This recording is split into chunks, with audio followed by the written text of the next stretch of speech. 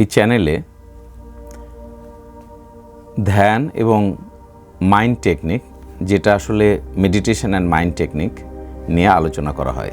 মূল উদ্দেশ্য মানুষের জীবনকে সহজ করা, সুন্দর করা, সম্পর্কের উন্নয়ন করা, মানুষের সাথে মানুষের সম্পর্ক খারাপ থাকে, স্বাস্থ্যের উন্নতি করা, মানুষের ভগ্ন স্বাস্থ্য থাকে, তারপরে মানুষের অর্থনৈতিক দুরবস্থা থাকে, তার অর্থনৈতিক অবস্থা সুন্দর করার জন্য অনেক ধরনের বিষয় আছে। সেগুলোর যদি গবেষণালব্ধ কিছু থাকে সেগুলো যদি শেয়ার করা যায় এবং সেই সব টেকনিক যদি মানুষ ফলো করে, অনেক উপকার হয়।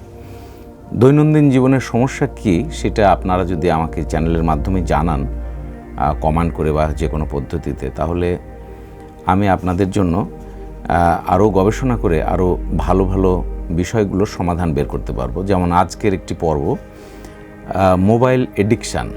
দেখুন, আমি পাবনা জেলা স্কুলে পড়েছি। সেখানে 65 ব্যাচের একজন বড় ভাই, নাম বলছি না, তিনি বললেন যে আমার ঘাড়ে ব্যথা।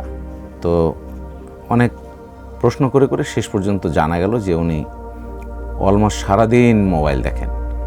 এতে করে মোবাইলে যখন খুব ভালো কিছু দেখেন তখন তার এক নাগাড়ে 2 ঘন্টা 3 ঘন্টা 1 ঘন্টা ওইভাবে একরকম থাকেন এবং করতে করতে ঘাড়ে ব্যথা হয়ে গেছে। তাহলে তার মোবাইলের জন্য যে ঘাড়ে ব্যথা হলো, এটা তো মোবাইলের দোষ নয়। মোবাইলকে কেমন করে ব্যবহার করা হচ্ছে, মোবাইলকে কেমন করে ব্যবহার করা হচ্ছে সেটি তো আসল। যেমন একটি ছুরি দিয়ে তরকারিও কাটা যায়, মানুষও হত্যা করা যায়, আত্মরক্ষাও করা যায়। তাহলে মোবাইলের কি দোষ? তো মোবাইল এডিকশান নিয়ে দারুণ একটা গল্প আছে। আমি তখন ক্যানাডিয়ান ইউনিভার্সিটি অফ বাংলাদেশে ফিল্ম অ্যান্ড টেলিভিশন ডিপার্টমেন্টের হেড হিসেবে জয়েন করেছি। তো ভিসি বললেন যে যারা আসে না ছাত্র, তাদেরকে রেগুলার করতে হবে অথবা বাদ দিতে হবে। তো একজন এরকম তালিকা করে একজন ছাত্রকে ফোন দেওয়ার পরে সবসময় ফোন বন্ধ পাওয়া যায়। তো একজন বলল যে সে সারাদিন ঘুমায়, বিকালে ওঠে, 4টার দিকে ওঠে। হ্যাঁ, তাহলে রাতে কি করে? রাত জেগে থাকে। 4:30টায় ফোন ধরলো, নাম বলছি না তার সম্মান রক্ষার জন্য। তখন সে ঘুম জড়িত কণ্ঠে বলল, স্যার আমারে ডিস্টার্ব করেন না স্যার। হ্যাঁ স্যার, আমাদের পৃথিবীর 5 দেশে আমাদের ব্যবসা, আমি এক বাপের এক পোলা।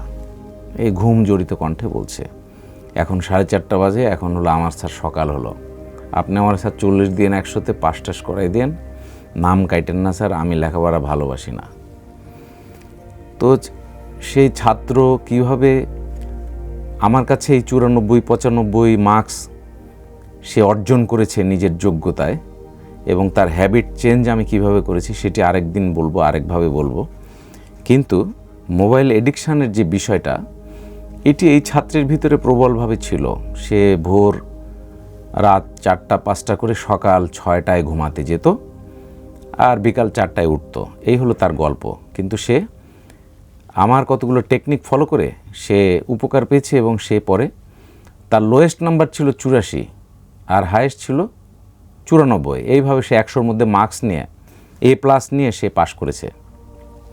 তার সফলতার গল্প আপনারাও প্রয়োগ করতে পারবেন। মোবাইল এডিকশানের সিম্পল কতগুলো টেকনিক আমি বলছি, যে 5টা টেকনিক বলবো। প্রথম টেকনিক হলো যে যখন আপনি কাজ করবেন সাইলেন্ট মোডে দেবেন। এরোপ্লেন, আমার এই মোবাইলটি কিন্তু এখন এরোপ্লেন মোডে দেওয়া, অর্থাৎ কেউ কলও করতে পারবে না এবং আমিও করতে পারবো না, এইভাবে দেওয়া এরোপ্লেন মোড। তো আপনি সাইলেন্ট মোডে দিতে পারেন। অনেক সময় সাইলেন্ট মোডে ভাইব্রেশন থাকে, সেটাও বন্ধ। আপনাকে কঠোর হতে হবে, মানে ফোনের শাসন করতে গেলে আগে মনের শাসন দরকার। এটা হলো নাম্বার 1। নাম্বার 2 কি, যে রিপ্লেস করতে হবে। হ্যাবিট হয়ে যায়। তো এখন ওই ভাই মোবাইল দেখেন যে ঘাড়ে ব্যথা, উনি রিডিং হ্যাবিট করতে পারেন, বা ছোটোবেলায় উনি ছবি আঁকতেন, বৃদ্ধ বয়সে রিটায়ার্ড পারসন আবার ছবি আঁকতে পারেন। তাকে হ্যাবিটকে রিপ্লেস করতে হবে। এটা দ্বিতীয় নাম্বার টেকনিক। এটি দ্বিতীয় নাম্বার টেকনিক, যে হ্যাবিটকে রিপ্লেস করা। প্রথমের কি, যে সাইলেন্ট মোডে দেওয়া, ওটা একটা টেকনিক। আরেকটা হলো কি হ্যাবিটকে রিপ্লেস করা। 3 নম্বর কি, 3 নম্বর হচ্ছে যে ফোনটাকে আরেক ঘরে সরিয়ে রাখা, ড্রয়ারের মধ্যে রাখা, একটু দূরে রাখা, নাগালের বাইরে রাখা। দেখলেই তো ইচ্ছা করে, হাতের কাছে থাকলে মনে হয় একটু ধরি, একটু 5 মিনিটের জায়গায় তখন 1 ঘন্টা হয়ে যায়। এটা একটা প্রবলেম। তাহলে সাইলেন্ট মোডে রাখা, হ্যাবিটকে রিপ্লেস করা। ফোনটাকে সরিয়ে রাখা। আরেকটা লাস্ট টেকনিক হলো টাইম ব্লকিং। টাইম ব্লকিংটা কি? আমি 4 ঘন্টা করব, 5 ঘন্টা পড়বো, এই করব ওই করব, মোবাইল তো দেখব কখন, ঠিক করে নিলাম যে এই টাইমে 15 মিনিট অথবা আধা ঘন্টা।